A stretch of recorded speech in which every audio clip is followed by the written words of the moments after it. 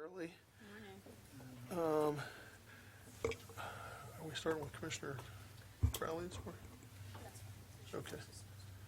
Okay, well, we're going to begin this morning with the Franklin County Board of Commissioners General Session for June 30th, 2026, with a Pledge of Allegiance led by Commissioner Crowley.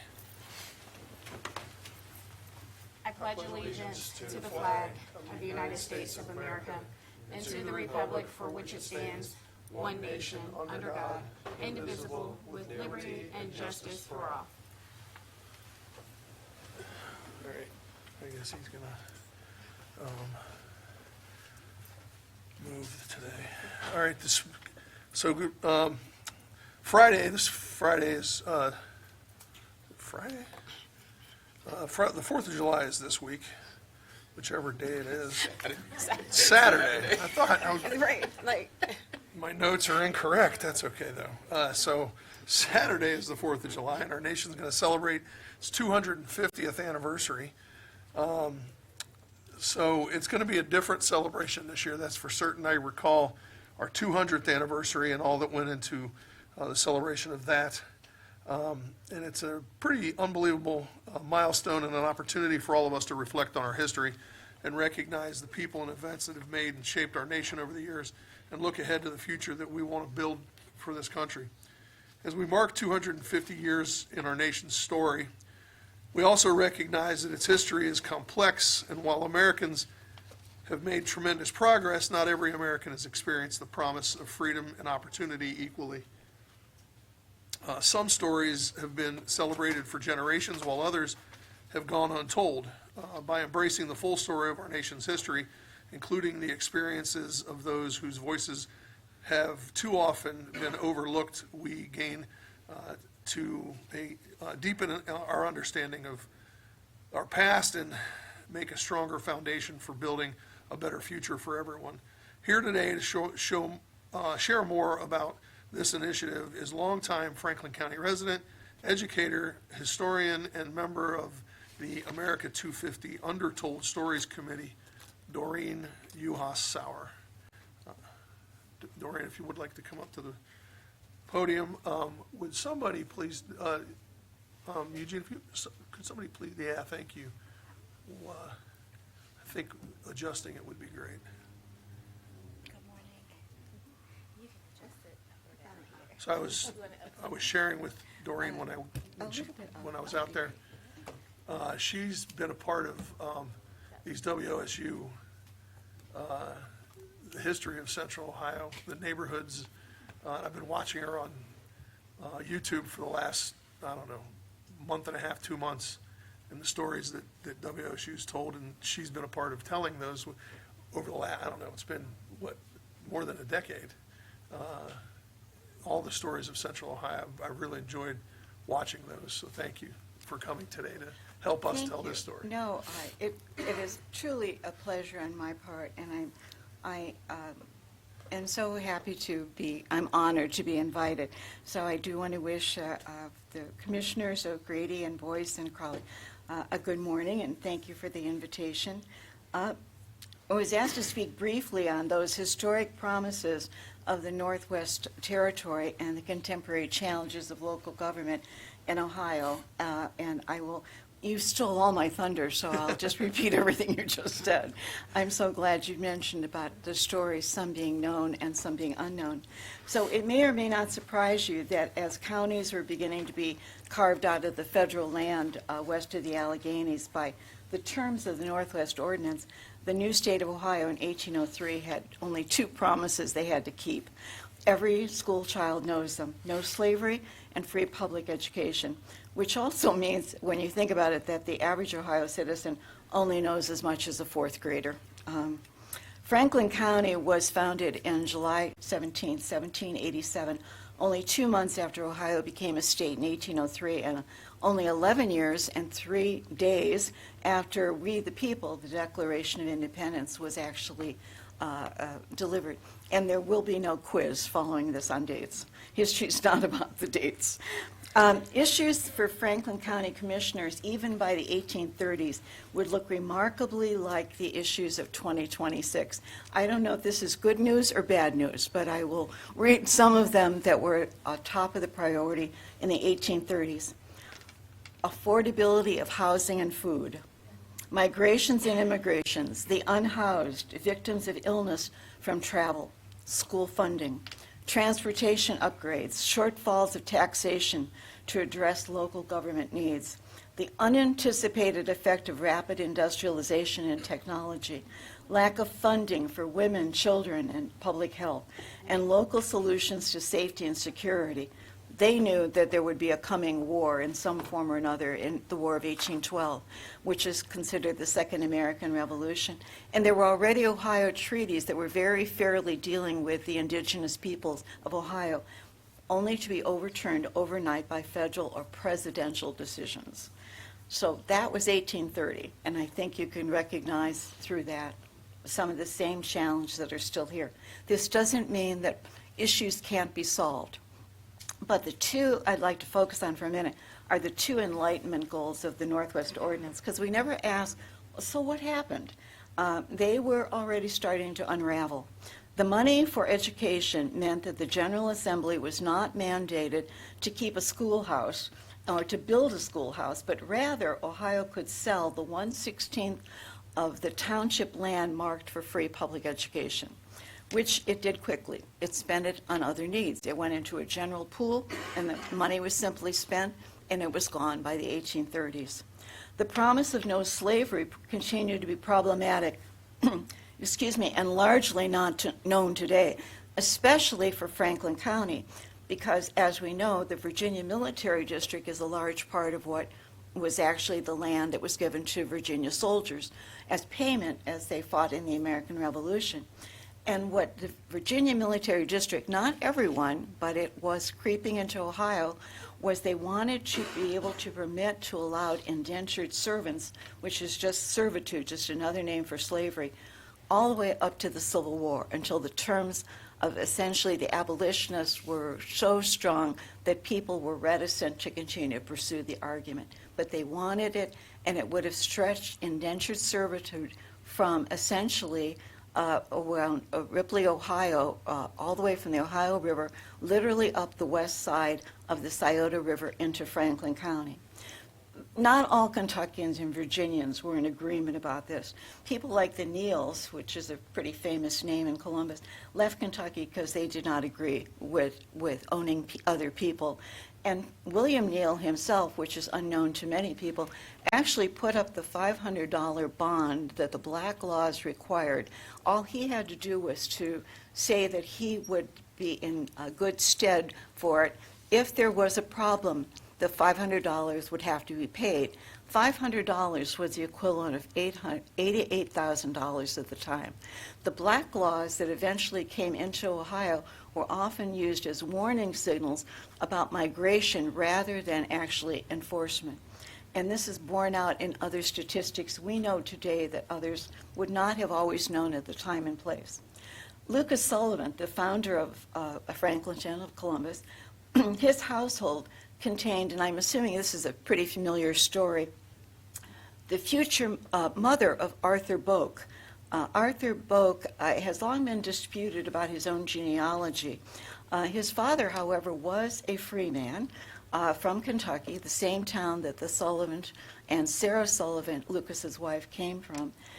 In fact, she was essentially always ministered to by plantation slaves. It is on that part of Kentucky. But the mother of Arthur Boak and Arthur's father were married in Kentucky. When Sarah came, she was much younger than Lucas. She brought with her an indentured woman. The indentured woman, however, and this is where the controversy has always been, is that she abandoned her child. She abandoned Arthur pretty much as soon as he was born. But the problem with it is that was recorded purposely as abandoned by Joseph Sullivan, Lucas's youngest son, who was the nearest in age to him. because that she did it purposely. She relinquished parental rights.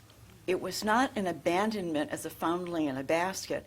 It was saying, if I am captured, my child will not be a slave. Literally, her act was, we do not know what happened to her, but her act freed her child. So despite the reputation of Ripley and other, Manchester and other Pomeroy on the Ohio River as a beacon for the Underground Railroad, slavery continued to be present. Kentucky plantation owners rented out their slaves to harvest tobacco and cotton crops, took the money, of course, and the cotton crops, Ohio farmers took advantage of this particular thing. It was a controversial issue that brewed and brewed under the surface for a very long time. So today, we and some historic groups still rely on the early histories of Franklin County, like William Martin, who wrote the history of Franklin County in 1848. But they weren't historians, they were chroniclers. They were writing down as quickly as they could every name, date, fact, and essentially sort of direction at that particular time being mostly of other white men of the same class and the same civic mindedness, but they were trying to capture what they thought was important at the time. Today, we know now because we can research, we can archive, and we can document, and that is precisely why it is so important that it happen now, especially in the age of artificial intelligence, which is already permeating resources in libraries and schools and whatnot with made-up stories about many things, and they're skewed in certain ways. It is amazing that the Columbus Metropolitan Library, as well as other libraries, are actually answering the clarion call with very strong statements as our historic organization to try to make sure that people may use artificial intelligence as a tool, but not believe what suddenly pops up on the screen. So, for instance, when Ohio became a state, there were over 255 already small African-American settlements in Ohio, usually in rural areas but connected to each other by family and churches. Imagine 255 that are all across Ohio. They know each other, and that really is the Underground Railroad. Very few people who lived in the nice houses who were supposedly a stop had any idea where the next stop was. One, they couldn't be trusted, and two, they were always being watched. So that network is something that we are just really learning the tip of right now. We know some of them in the Franklin County, the Litchfords, which is Upper Arlington, there were two places named Mudsock, the Blackberry Patch, the American Edition, and even many more. But by the mid-19th century, along with improved transportation, such as it was, National Road and the canal system also transported cholera and typhoid in Franklin County. This is the COVID of their generation. Exacerbated by Columbus's geographical peculiarities of being an elevated plateau with a high water table, created a major public health crisis of contaminated wells, commingling with the outhouse drainings that were maybe less than 10 feet away. On South High, and I did this purposely thinking about this neighborhood, when you walk out of the door today, in front of Dempsey's, there was a young woman who was a bride-to-be the next day who was gathering water from a city well at the side of the street, and by the next morning, she was a corpse in her father's parlor. Cholera works that quickly. Mike Curtin and I used to exchange, I think you probably all know Mike Curtin in some ways with the Dispatch and back to his own politics. We would sometimes try to make lists with people as to what do you think are the 10 most things that define Columbus, Ohio. And Mike's first two were always the best, and that was geography is destiny. And the destiny of Columbus was that it's flat and it's geographically like a tabletop, almost impermeable in some cases, and it has Ohio State University. And the football team hadn't even been created yet. In 1851, because I work at Rickenbacker Woods with Michael Aaron, we discovered that the correct date of Granville T. Woods, African-American inventor of all of the safety devices that made interurbans and trains and everything work, was born in Columbus. His family is buried in Greenlawn, and as a trustee of Greenlawn, all of a sudden you suddenly know all the secrets of pretty much Columbus history as a textbook. And his mother is buried there and some of his siblings. And this would have been Columbus's Ward 1. But the birth date had been constantly told as 1856, and it was that Spencerian handwriting. Every scholar just said the same thing somebody else did and said, it's 1856. Well, it was 1851, which meant that Granville T. Woods was actually only 4 years difference in age than Thomas Edison. And Thomas Edison, I want to point out, actually lost 2 lawsuits to Granville T. Woods and tried to hire Granville T. Woods, who said no. He wanted to protect what essentially was his own integrity of thought and his own, I want to say, ability to be able to invent and not be somebody with somebody else as a boss. So what was around this area was Ward 1. And Ward 1, we're in it today, was a racially and economically integrated community of next-door neighbors. They were Welsh, they were African American, and they were German, and they all got along. They formed the laboring class. But Columbus prospered in the Civil War, and suddenly things changed. Early industrialization and, frankly, plundering of the resources of southern Ohio, of gas, oil, timber, coal, they made money. They were able to buy the railroads that the federal government was abandoning after the Civil War, and they moved just blocks away, still in Ward 1, but what's sometimes called the new fad of early suburbanization, which is studied by Kenneth Jackson, a New York historian, about the beginning of what he would have called the crabgrass frontier. You move a few blocks away because you have a little bit more money, you have a little bit bigger house, and so a 12-room house with actual hot and cold running water in the oldest part of Columbus, which is Ward 1 and Livingston Avenue, on Oak Street, sold in 1871, within 20 years, for $77,600 when the owner relocated to Chicago, having made his fortune in saloons and restaurants only 3 blocks the other way toward the State House, right around here. That would be the equal of a house selling at that time for $2,130,000 today. And the hot and cold indoor water pipes were called Holly water, not holy, Holly water, because it was a Holly pump that actually made the water pressure possible to have hot and cold running water in a house in 1871. And it becomes available that very year that I'm talking about. And suddenly there are 571 customers in the neighborhood who are wealthy enough to get Holly water. Wealth creates prosperity, opportunity, innovation, but not everyone moves forward. We think of redlining as the coffin and the nail for housing historically, but in that same date and with that house sale, an effort was made in the Ohio legislature again to somehow organize what we would call them nonprofits today. How do you control the charitable organizations in the 1870s, 1880s that were actually doing the work that we see the government has had to adopt to today out of sheer human need? And one of the most outstanding and under-the-radar organizations is one by its very ancient name, the Female Benevolent Society, which was founded in 1848, the same time William Martin is saying the Greenlawn Cemetery will not admit any African-American burials, and people believed that that was true then, and they believed that it was true into the 20th century, which it never was. Hannah Neal was not exactly a club woman, as women of that time period are portrayed, nor did she raise her daughters, Ann Dennison, married to a governor, and her other daughter, who was married to somebody who became actually a carpetbagger in the South.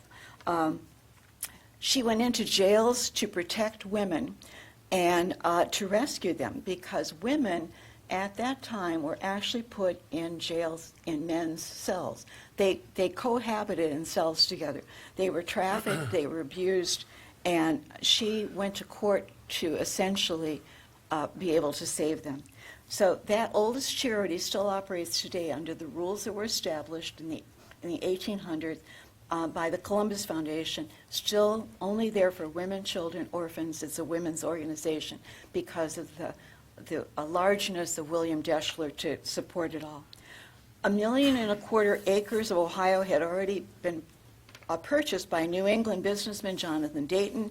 He purchased much of Franklin County. It has no relation to Dayton, Ohio, or to other families that are Dayton. But he never came here. He divided and resold all of the land that he made, making even more money. And as a property owner, his name appeared in early maps. Today, he is best remembered only by a small street, Dayton Avenue, having nothing to do with any of the other Daytons, where the Dairy Queen is in the University District at Indianola and Arcadia. And county commissioners, in retrospect, had few clues in those times as to what was yet to come. So history is a conversation. I love that quote from John Meacham, historian. We have the conversation in the present about the past, but we really do not know the context fully of every part of what that conversation would entail. And history does not necessarily repeat itself in patterns. It can be very synchronistic. It is not, we use metaphors and similes, but America and what's happening was never a melting pot. It was a popularized term by Ronald Reagan. And if we do say it's a melting pot, it speaks to the lowest common denominator. It smacks more of we like each other's cuisine, and we like the variety of being able to eat in various ways, and we love taste, but it would never require, and in fact it would fear being considered rude if it's centered around a conversation like, well, who don't you want your children to marry? There's no deep culture that we ever explore. It's all surface culture when you say it's a melting pot. Commissioners, thank you so much for this history, and we're going to make this available for everyone, Commissioners. If you could just wrap up in the next 30 seconds or so, right so that we can go forward. But this is absolutely wonderful context and history for all of us, and we are so pleased to have this on our general session video for all to see and to be able to come back to. So 30 seconds, and we'll keep going. We have a long agenda today, but we're so pleased to have you here today. We actually got right to the last line, so our timing is perfect on this one. Most historians now see movement and immigration as a river. We flow into it at various different times. We pick up speed. We change, but the pattern of the river swings. When James Baldwin said, we carry our history with us, I think the important meaning for that, and I read to the Franklin County Commissioner's notes all the time, and I know this happened, we mean all of us. We carry our own history, we carry our neighbor's history. If we grow closer by understanding the tragedies, the accomplishments, the celebration, and the hopes, that's why we have faith in the Franklin County Commissioners and the work you do today, because it is so evident in all that you produce. And because I knew I would run out of time, but it's the 4th of July, I'm giving you a gift. Shameless promotion here.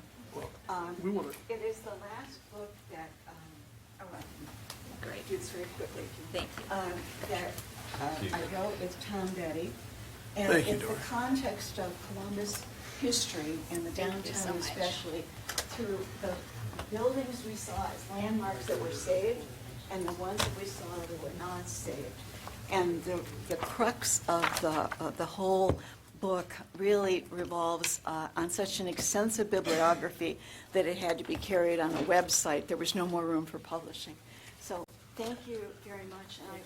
And if I can say one last thing, Commissioner Boyce, every time I see your name, I remember you in a specific incident at Brookhaven High School, sitting for breakfast with a group of high school students with the Annenberg Foundation in Columbia. Oh, sure. And I was part of it. And you listened to students what they were going to present and study as a problem to be solved. And all 18 high schools were doing this, and that's what I directed. And they solved their problems, and they were never used the history textbook at all. They never looked at the history textbook, and I taught their teachers how not to do it. You did it by doing it. And you were wonderful. You changed lives that day, and I still remember you doing that. And at some other high school over by Cause, Shannon Harden was doing the same thing. So thank you for all you've done. Thank you. Thank you, Doreen.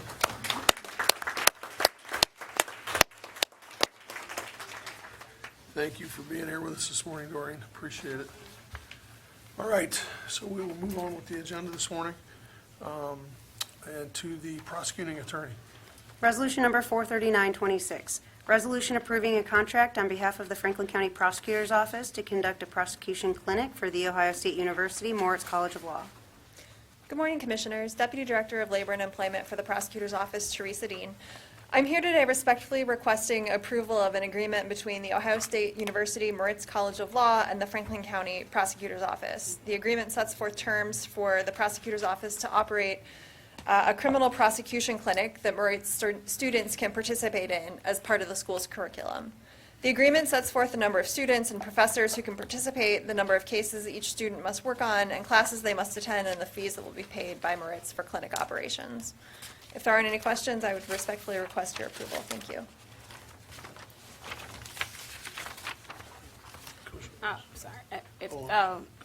If there are no comments or questions, move for approval of Resolution 43926. Second. Moved and seconded, voting. Commissioner Crawley. Yes. Commissioner O'Grady. Yes. Commissioner Boyce. Resolution number 43926 has been adopted with Commissioner Boyce's noted abstention. All right, to community-based correction facility. Resolution number 44026, resolution authorizing the execution of a Sixth Amendment to an agreement of sublease with the Ohio Department of Rehabilitation and Correction pertaining to the financing of a portion of the cost of the Franklin County Community-Based Correctional Facility. Good morning, Commissioners. Zach Tularic with the Office of Management and Budget. This amendment would allow the community-based correctional facility to receive $1,151,297 from the Department of Rehabilitation and Corrections to renovate the bathrooms at the facility and replace the domestic hot water heater. Pending any questions, would ask for your approval of this resolution. If there are no comments or questions, move for adoption of 440-26. Second. Moved and seconded, voting. Commissioner Boyce. Yes. Commissioner Crawley. Yes. Commissioner O'Grady. Yes, Resolution number 44026 has been adopted. thank you. The Franklin County Data Center. Resolution number 44126, resolution authorizing an agreement with AT&T Corporation to prepare a quote for a demarcation point relocation at 900 North Hague Avenue in the amount of $36,000. Good morning, Commissioners and County Administration. Renee Ruppel, Financial Services Manager for the Data Center. This resolution authorizes an engineer for AT&T to go into our facility at 900 North Hague and do an evaluation of the demarcation point that would relocate that into a more secure area of the building to provide additional resiliency for services at that center. So pending any questions, I respectfully request your approval of this resolution. If there are no comments or questions, move for adoption of 441-26. Second. Moved and seconded, voting. Commissioner Boyce. Yes. Commissioner Crawley. Yes. Commissioner O'Grady. Yes, Resolution number 44126 has been adopted. Thank you. thank you. Emergency Management Agency. Resolution number 44226, resolution authorizing a contract with Michael Baker International Incorporated relative to strategic planning services in preparation for the next generation 911 maintenance and coordination in Franklin County in the amount of $64,154. Good morning, Commissioners. Jeff Young, representing Franklin County Emergency Management and Homeland Security. With me this morning is 911 Coordinator Jonna Gonzalez-Sells, who will present our comments. Good morning. The approval of this resolution will support Michael Baker International's current technical work reviewing each Franklin County Communications Center, location data and jurisdictional boundary maps, facilitating error and data correction while preparing to implement Next Generation 911 when the state of Ohio is prepared for large counties to join the statewide NG 911 core services. As we shift from the technical nature of the existing scope of work, we will now move to the long-term sustainment of the 911 geospatial data accuracy, which will allow coordination amongst the local jurisdiction, communication centers, and countywide entities with the state of Ohio. Michael Baker International has the ability to provide a facilitated review of local processes and capabilities while leveraging their current work with the state of Ohio 911 office, as well as national standards and best practices to provide a strategic plan supported by the jurisdiction communication centers and is suitable for the 911 Planning Committee to adopt. We will gladly answer any questions you may have and ask for your approval of this resolution. If there are no comments or questions, move for adoption of 442-26. Second. Moved and seconded, voting. Commissioner Boyce? Yes. Commissioner Crawley? Yes. Commissioner O'Grady? Yes. Resolution number 44226 has been adopted. Thank you. Thanks, guys. The Law Library. Resolution number 44326, resolution accepting grant funds for the Law Library from the statewide consortium of county law library resources boards in the amount of $3,728. Good morning, Commissioners and County Administration. Susanna Marlowe for the Law Library. For this resolution, the Law Library is requesting approval to accept $3,728 in grant funds from our statewide consortium. The consortium has awarded us the grant funding to be used for the purchase of 2 new computers for our public terminals. Pending any questions, we respectfully request your approval to accept the grant funds and enter into an MOU with the consortium. If there are no comments or questions, move for adoption of 443-26. Second. Moved and seconded, voting. Commissioner Boyce? Yes. Commissioner Crawley? Yes. Commissioner O'Grady? Yes. Resolution number 44326 has been adopted. Thank you. Thank you. Public Defender. Resolution number 44426, resolution approving a contract on behalf of the Franklin County Public Defender's Office to conduct a criminal defense clinic on behalf of The Ohio State University Moritz College of Law. Good morning, Commissioners. I'm here today on behalf of our client, the Public Defender, this time respectfully requesting approval of an agreement between the Ohio State University Moritz College of Law and the Franklin County Public Defender's Office. This agreement sets forth terms for the public defender to operate a criminal defense clinic that Moritz students can participate in alongside those students participating in the prosecution clinic. Again, the agreement sets forth the number of students and professors who can participate, the number of cases each student must work on, and classes they must attend, and the fees that will be paid by Moritz for clinic operations. If there aren't any questions, I would respectfully ask for your approval. Thank you. There are no comments or questions. Move for approval of Resolution 44426. Second. Moved and seconded, voting. Commissioner Crawley? Yes. Commissioner O'Grady? Yes. Commissioner Boyce? Abstain. Resolution number 44426 has been adopted with Commissioner Boyce's noted abstention. Thank you. The Office on Aging. Resolution number 44526, resolution authorizing the county administrator to execute a tri-party grant agreement with St. Stephen's Community House and the ROO Foundation for a financial literacy conference in the amount of $190,000. Good morning, Commissioners, County Administration. Shonda Wingo, Director for the Franklin County Office on Aging. The purpose of the ROO Academy conference is to make high-quality resource education more accessible in Columbus and to help close the gap in financial knowledge for individuals and communities that have historically had limited access to this type of information. This event will help position in Franklin County as Franklin County is a growing hub for resource education, estate planning, and entrepreneurship. The ROO Academy Conference is designed to provide attendees with direct access to financial education, entrepreneurial insights, estate planning, networking opportunities, and support long-term economic empowerment. The event will bring speakers, coaches, and entrepreneurs to help participants gain practical tools for building wealth and financial independence. The event will be designed using survey data collected earlier this year from our Franklin County residents and is intended for a broad audience of individuals who have listed that they are interested in financial literacy, wealth building, estate planning, career advancement, entrepreneurship, real estate, home ownership, life insurance, job readiness, and there is a youth financial education track.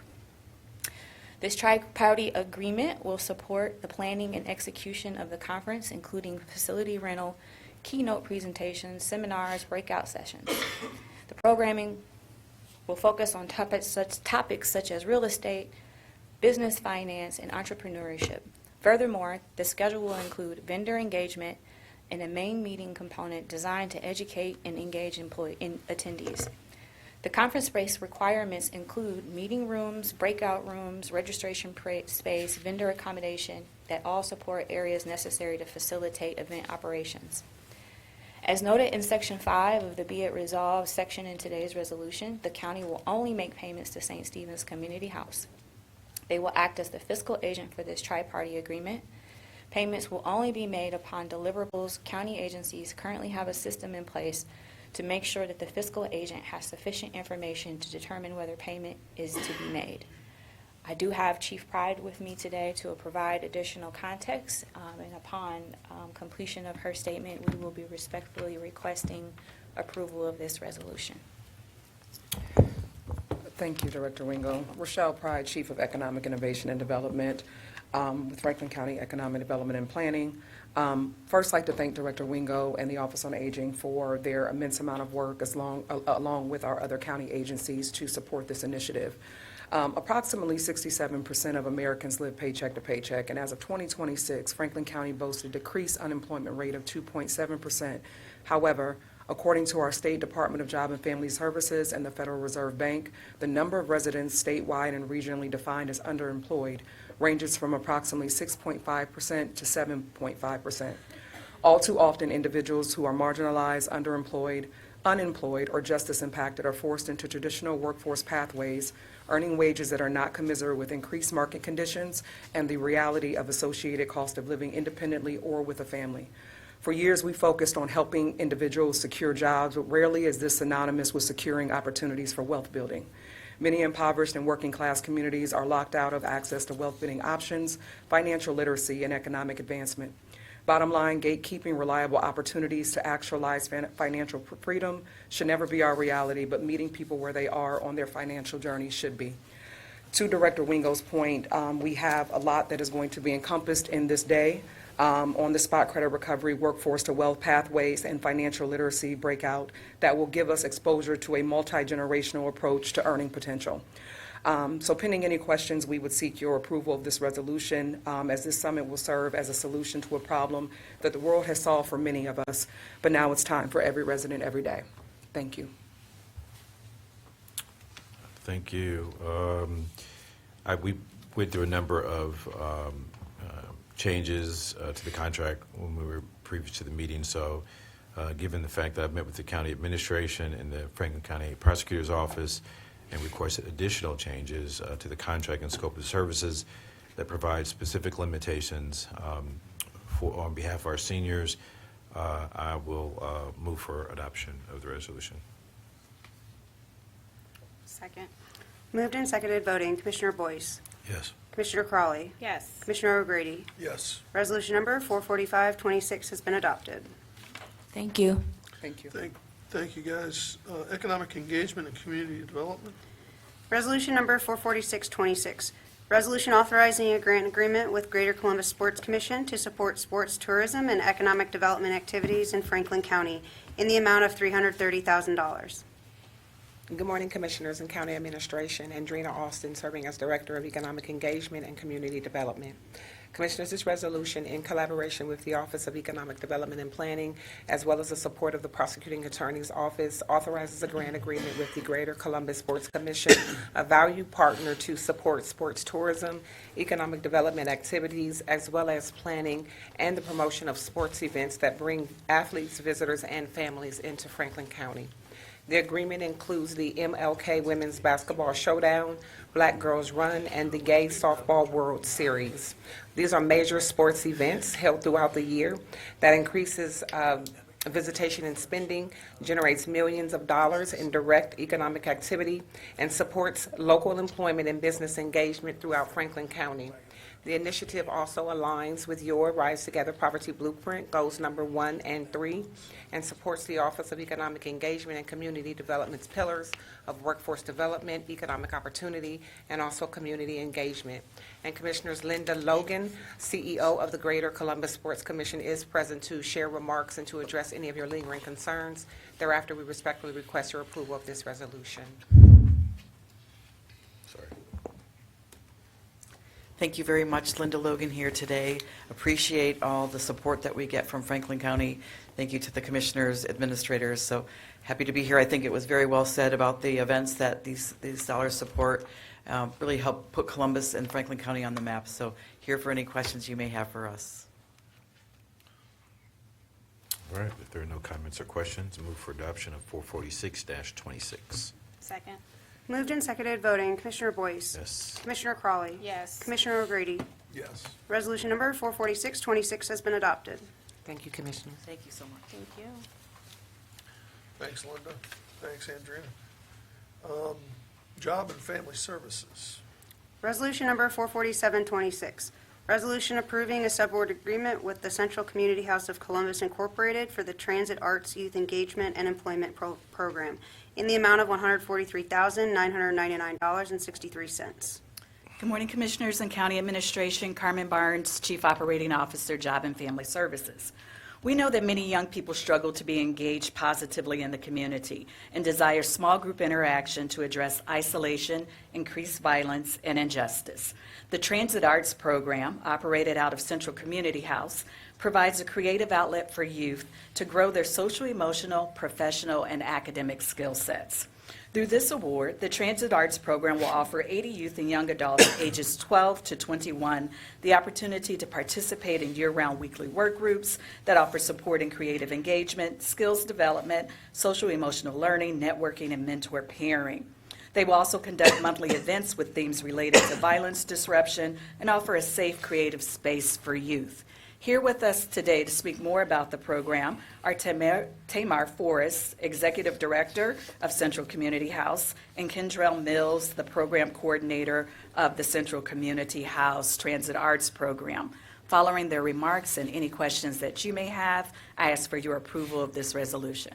It's my pleasure to introduce Kendrell Mills, an artist, mentor, program coordinator for Transit Arts Community House, whose journey is a testament to the power of community, creativity, and opportunity. He's been a part of Central Community House since he was 10 years old in 5th grade, when he first joined as a participant in elementary school in the after-school program.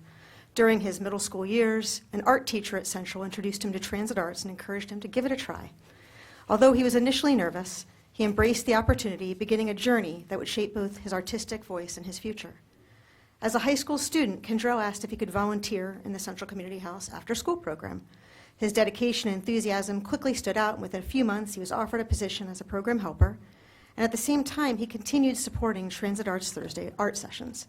His commitment, leadership, and passion for investing in young people eventually led to his current role as program coordinator for Transit Arts. From a young participant in an after-school program to an artist, leader, and mentor, Kendrell's story is a powerful example of growth, perseverance, and giving back. He embodies the lasting impact that Central Community House and Transit Arts can have on young people by helping them discover their passions, build confidence, and become leaders in their own community. And Kendrell is here today to share a poem of his. Hello, I will now share a short poem regarding my experience before entering transit and my struggle to find passion. The name of my poem is Peering Through the Glass. Always drifting through the endless blurry slideshow of nights while I kept my thumb on repeat, as deceptive X's on the calendar kept each night company as if to say my day was complete.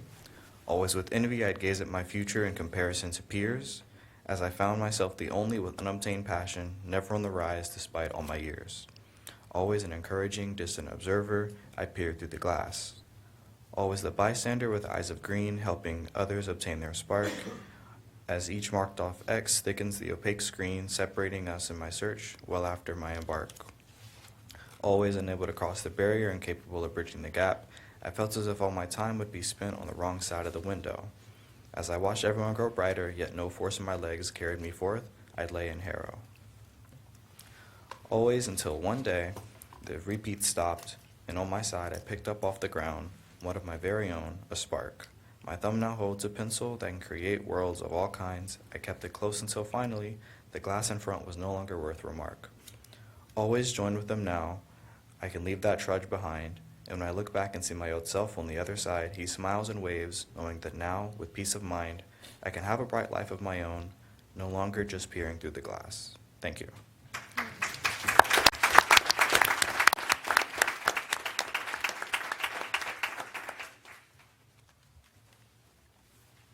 You know, we've been investing in a lot of things for a lot of years. We sit here every week and we make investments. We make investments in economic development. We make investments. We just had Linda Logan up here. We make investments in sports. We make investments for a lot of obvious reasons, but we've been making investments in the arts in various ways for a long time. Usually we make investments in the arts through GCAC or some other form, but we've been making investments in transit arts for a lot of years. And I'm always amazed when we make investments in the arts in the different forms of arts. You know, people think of art and they think of, painting and sculpture and but art is music and art is the spoken word. And oh, by the way, when somebody does a painting and, they hang it on a wall, oftentimes that's kind of easy, You can hang it on a wall and walk away and nobody, but when you have to stand in front of a room full of people and express not only your thoughts, but your feelings and emotions, that's a little bit more. And so not only congratulations to you for a fantastic poem, but congratulations to you for being willing to come in here this morning and express yourself the way that you did. So thank you. Thank you. And congratulations. If I may, President Please. McGrady, thank you. Ever since I, came to the board, and I know Robin in Public Affairs has talked about transit arts from the time I became a county commissioner, and I've gotten to see all of the impact that these investments have on our youth. And so I just want to echo President O'Grady's comments. Thank you for coming here and sharing your poem. I didn't take public speaking until I was in college. I would have never had the courage to come in front of an audience and be willing to share. It was a beautiful poem. And so, congratulations to you. But you're just one of many who have been impacted by transit arts and our investment. And so love to see others continue to come and, look forward to supporting this resolution.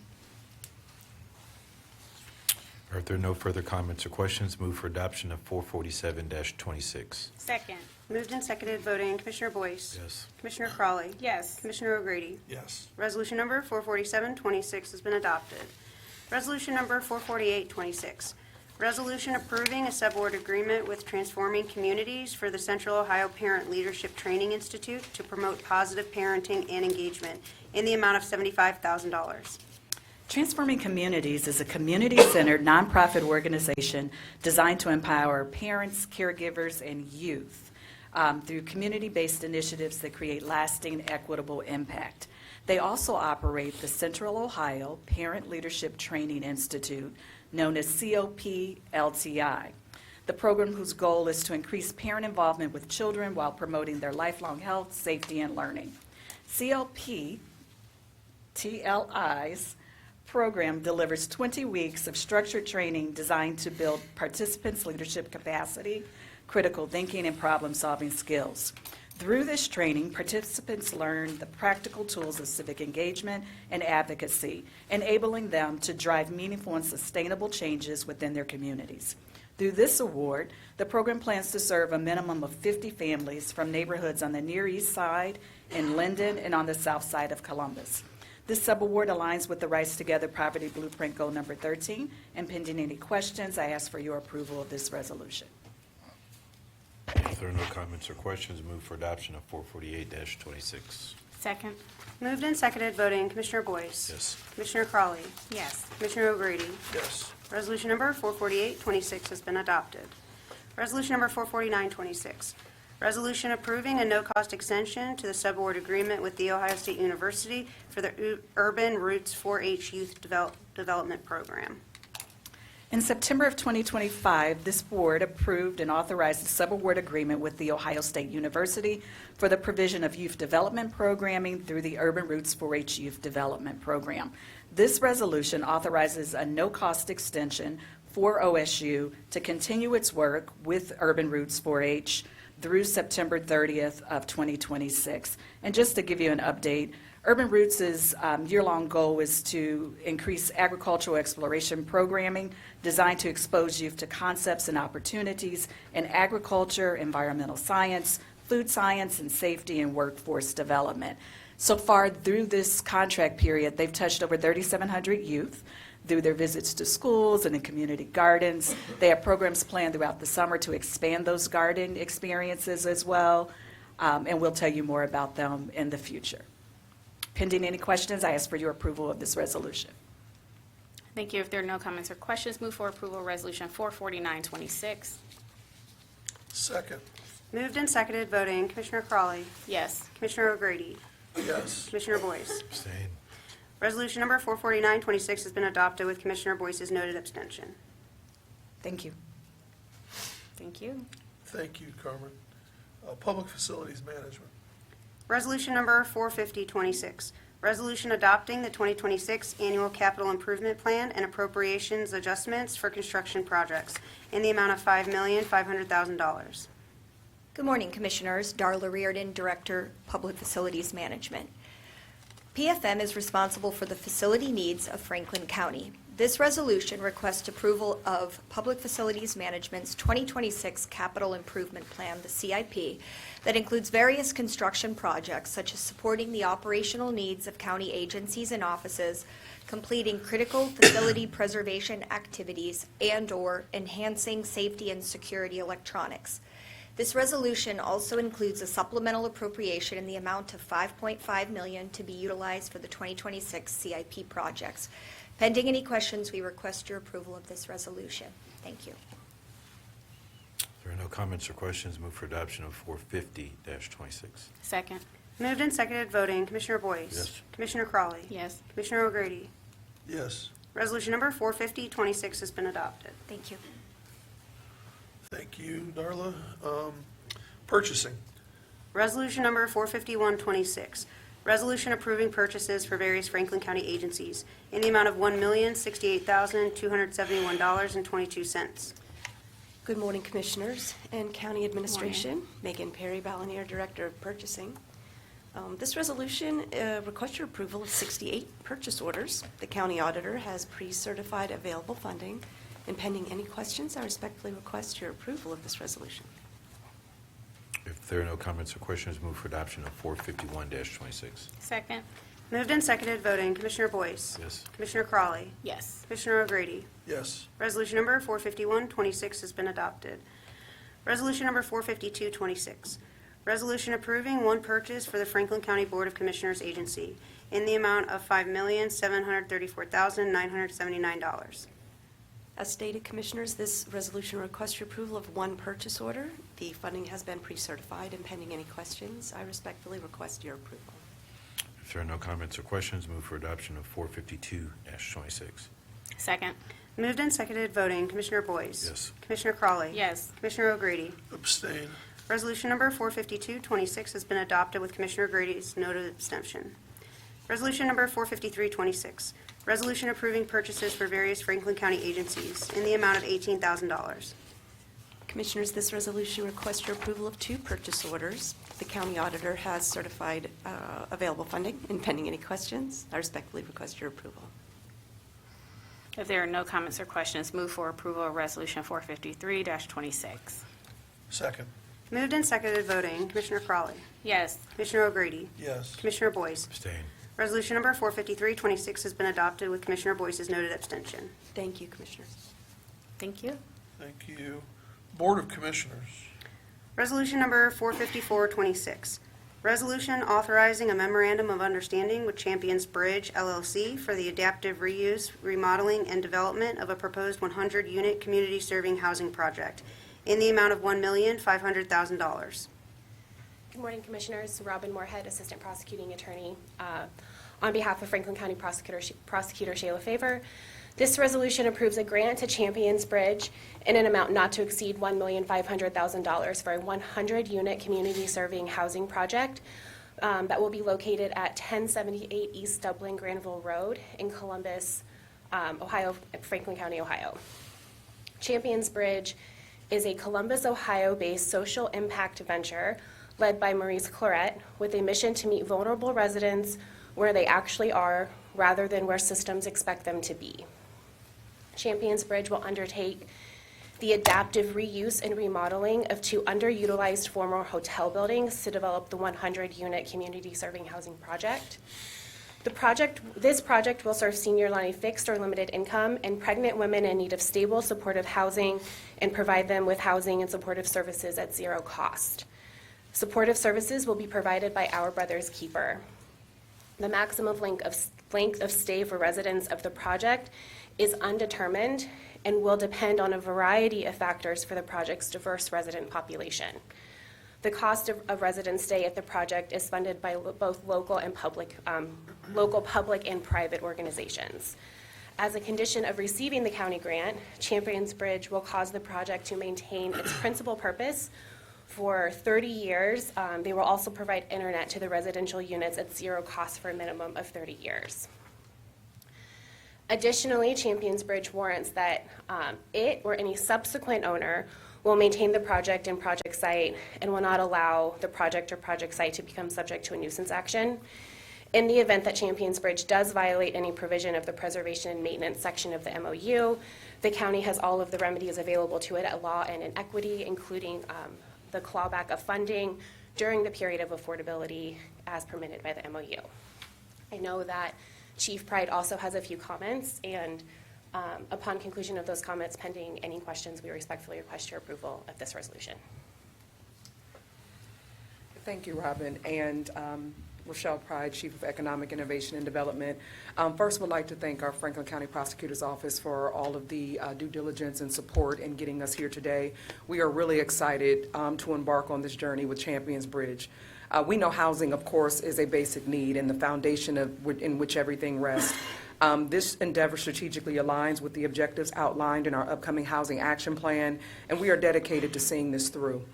Before I turn it over to our guest, Mr. Moritz, I do want to make sure that we just thank our invaluable partners in this. First and foremost, our county teams, Deputy County Administrator Joy Bivens and our Health and Human Services Consortium, our Brothers Keeper, who is here with us today, as well as Chip Spinning with our Franklin County Children's Services Agency, our Juvenile Court and Judge Stroud, along with Franklin County Public Health and our Community Shelter Board. Without this collective impact and power of just all of the moving parts and pieces necessary to ensure accessibility to housing for our vulnerable populations, this would not be possible. I believe that Maurice and I had several conversations bringing this to fruition, several travels, working with our HUD federal partners to really make more opportunities like this possible across the nation, really rallying and advocated for a lot of the federal guidelines that we know can sometimes create challenges for these type of things to be embedded, but they listened and they're continuing to walk with us along with our state partners. So without further ado, I would like to turn it over to Mr. Claret for additional comments. Thank you. It's a hard fact to follow. So, no, I just want to say thank you to everybody. I was coming up here to say thank you to everybody. I think I've had more conversations with everybody in this room about just this project over the last, I don't know how long, about a year, to get it to this point. You know, I've been in this space for about 11 years, be it with housing people, being with rendering social services, and to try to condense it into a minute or 2 minute conversation is just a lot. But, you know, it's just been a lot. I think you said a lot better than I would. I would probably trip over my own words just because I've never been to nothing like this. But it's been a phenomenal ride. One, happy that we can provide housing for the people in vulnerable populations. Obviously, those were things that helped me when I was going through my transition. Even more so when I was sitting there, I'm happy that just in Columbus, Ohio in general, I'm being recognized for doing something honorable. And to be in the space that I am with the university, with the county in general, I think it inspires people on so many levels. And a major shout out to one who's been walking this ride with me, our Brothers Keepers of Weston Parkade are here. And just to have phenomenal partners and just to be in a phenomenal place in life, I just enjoy it. And I want to thank you all for helping to make that happen. And I can give thank yous all day, but it's been a wonderful time in my life. It's a wonderful time right now. I just want to thank you all for helping make it happen. Does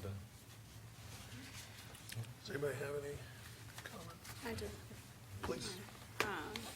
Thank you for being here, and thank you for to everyone for bringing this resolution. When I think about the vulnerable populations that you are trying to serve, especially when it comes to pregnant women, we know that housing absolutely is a social determinant of health, and when we think about infant mortality, when we think about making sure that women can have a pregnancy that goes full term, and that they can have a healthy pregnancy and then make sure that their children or their child can get to their first birthday.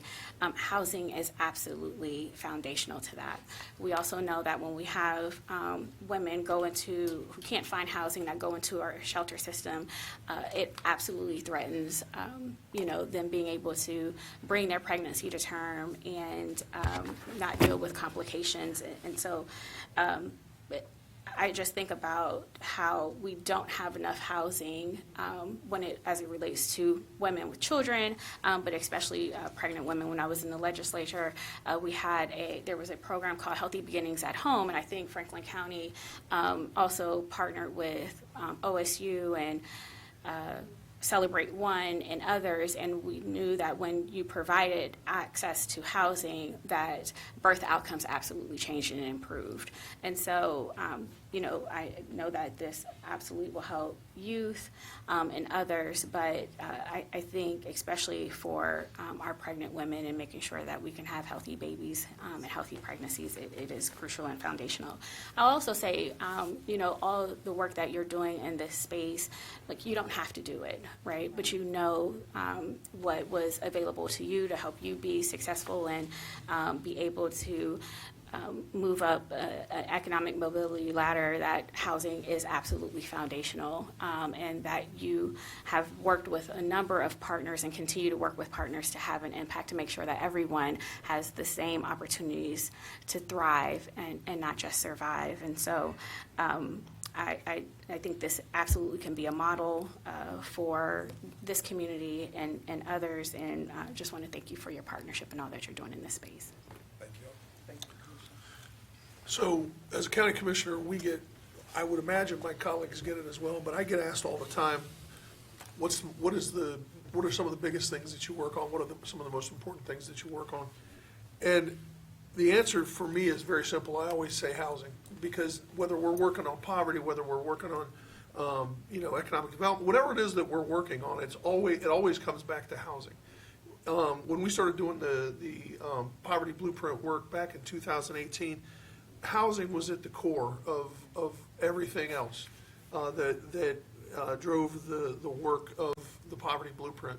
And so we have been willing to partner with anybody in this housing space over the last several years. We partner with the business community, we partner with the city of Columbus, we partner with the state of Ohio, we partner with the federal government.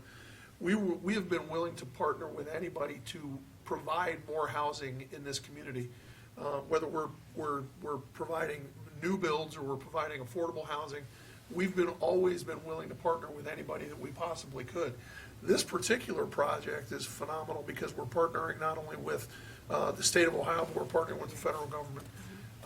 And so this has been something that's been intriguing from the minute you brought it to our attention and you brought it to us, because for that particular reason. And, oh, by the way, you're providing the social services, the wraparound services that you're providing, so that we can address the needs of the clients that we serve and the agencies that we do. There's absolutely no reason why we wouldn't have been interested in this project from the moment you suggested it. So from the minute that Joy brought you to my office and said, "Hey, Maurice has got an interesting idea," I was in. I was bought. I was hook, line, and sinker, because you were suggesting that we provide housing. You were suggesting that we provide housing with partners that we want to partner with, and you were suggesting that we do supportive services for the community and the folks that we serve on a regular basis. I'm excited for not only this project to be to get finished and on to doing what we're doing, but I'm excited for whatever other conversations we can continue to have in the future. So thank you for this work, and let's move on. So. Good job. I don't have anything to add to that. If there are no further comments or questions, move for adoption of, where am I at here? 454-26. Second. Moved and seconded, voting. Commissioner Boyce? Yes. Commissioner Crawley? Yes. Commissioner O'Grady? Yes. Resolution number 454-26 has been adopted. Thank you, Commissioners. Thank you. right. We now have a public hearing for Resolution 45526. Madam Clerk, can you please read the public hearing? Resolution authorizing the adoption of the fiscal year 2027 tax budget for Franklin County. I'd like to open a public hearing for this resolution. Is there anyone in the audience who would like to speak on the public hearing? Seeing none, I would like to close the public hearing and have the clerk read the resolution into the record. Resolution number 45526. Resolution authorizing the adoption of the fiscal year 2027 tax budget for Franklin County. Good morning again, Commissioners. Zach Tlerick with the Office of Management and Budget. The tax budget is a financial plan that identifies how much money is expected from local, state, and federal sources, the anticipated carryover fund balances, and how much is needed to carry out governmental functions in the next fiscal year. The tax budget is submitted to the County Budget Commission and is required for the receipt of allocations from the local government fund and of the various property tax levies in the upcoming year. In addition, the Office of Management and Budget uses the tax budget to set the guidelines for county entities as they begin entering their 2027 budget requests, and these will be incorporated into the annual appropriation measure that will be presented for your approval in December. Pending any questions, would ask for your approval of this resolution. Mr. President, may I ask a question? Please. Thank you. Thank you, Director Tlerick. If you could you give us an overview of what you're seeing in the tax budget in terms of trends? How are we performing in sales tax? How are we performing in our sort of larger areas? Can you give any kind of color on how we're trending? Yeah, in terms of sales tax, which again is between 60% and 2/3 of our general fund revenue, we do use a forecast from Moody's Analytics on their estimated retail sales. They're projecting a just under 3% increase in retail sales going into next year. However, salaries and wages are expected to go up between 3% and 4%, depending on the different collective bargaining agreements. We also have healthcare, which is currently estimated to go up 13%. So as a result of these increases, the revenue growth won't be able to kind of meet those increases. So we have asked agencies to reduce their budget requests by 2.5% from what currently has been allocated after those additions. So again, we're asking agencies to continue tightening the belt similar to last year as we're looking into the 2027 budget process. Thank you for that. That's exactly what I was looking for. Is there anything that would give you an indicator of maybe progressive positive change for the fourth quarter of the year, in third and fourth quarter, or do you see any kind of trends that would indicate better performance than where we are now? I think in terms of sales tax for this year, in the current year, we are seeing performance ahead of estimates at this point through the first 6 months of the year. So hopefully if those continue through the third quarter, we may be able to increase the revenue estimates going into 2027 to give us some flexibility. Investment earnings are exceeding, I think, the pace that they did last year. Again, if the Federal Reserve does not cut rates and potentially increases rates later in the year, again, because we invest on the shorter market of the term, that should hopefully, potentially be another additional revenue source. Do we know, Mr. President, if we should be expecting a cut rate change? What are the Fed saying? I know they've got their new chair in place, but are they projecting? From what I've read in just the literature, I think, again, it's looking at either keeping rates the same or potentially now discussions of an increase. I know we'll have our next Investment Advisory Committee meeting next month with Meter Investments in the County Treasurer's Office, so hopefully we'll get an update then in terms of where they're expecting the market to look. And again, usually that July meeting is when we kind of work with the Treasurer's Office as they finalize their budget request to see what that number will be going into next year. Good, thank you. I appreciate that. Thank you.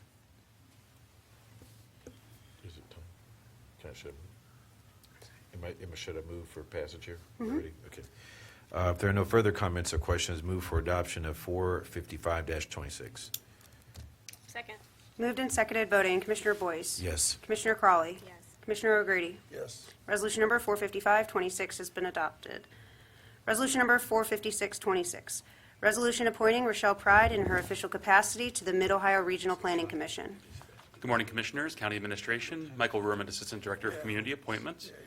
This first resolution seeks to appoint Rochelle Pride in her official capacity to the Mid-Ohio Regional Planning Commission for a term expiring June 30th, 2028. Pending any questions, we respectfully ask for your approval. If there are no comments or questions, move for adoption of 456-26. Second. Moved and seconded voting, Commissioner Boyce. Yes. Commissioner Crawley. Yes. Commissioner O'Grady. Yes. Resolution number 45626 has been adopted. Resolution number 45726, resolution appointing Kevin Pangrace in his official capacity to the Mid-Ohio Regional Planning Commission. Commissioners, this resolution seeks to appoint Kevin Pangrace in his official capacity to the Mid-Ohio Regional Planning Commission for a term ending June 30th, 2028. Pending any questions, we respectfully ask for your approval. If there are no comments or questions, move for adoption of 457-26. Second. Moved and seconded voting, Commissioner Boyce. Yes. Commissioner Crawley. Yes. Commissioner O'Grady. Yes. Resolution number 45726 has been adopted. Resolution number 45826, resolution appointing Gary Collins in his official capacity to the Mid-Ohio Regional Planning Commission. Commissioners, this resolution seeks to appoint Gary Collins in his official capacity to the Mid-Ohio Regional Planning Commission for a term ending June 30th, 2028. Pending any questions, we respectfully ask for your approval. If there are no comments or questions, move for adoption of 458-26. Second. Moved and seconded voting, Commissioner Boyce. Yes. Commissioner Crawley. Yes. Commissioner O'Grady. Yes. Resolution number 45826 has been adopted. Resolution number 45926, resolution approving, ratifying, and confirming Franklin County Suburban Mayor's appointee, Mayor Richard L. Ike Stage, to serve on the Franklin County Convention Facilities Authority Board. Commissioners, this resolution seeks to approve, ratify, and confirm Franklin County Suburban Mayor's appointee, Mayor Richard L. Ike Stage, to serve on the Franklin County Convention Facilities Authority Board for a term ending January 6th, 2030. Pending any questions, we respectfully ask your approval. If there are no comments or questions, move for adoption of 459-26. Second. Moved and seconded voting, Commissioner Boyce. Yes. Commissioner Crawley. Yes. Commissioner O'Grady. Yes. Resolution number 45926 has been adopted. Resolution number 46026, resolution appointing Laura Ann Kunze to the Franklin County Board of Zoning Appeals. Commissioners, our final resolution today seeks to appoint Laura Ann Kunze to the Franklin County Board of Zoning Appeals for a term ending June 30th, 2031. Pending any questions, we respectfully ask for your approval.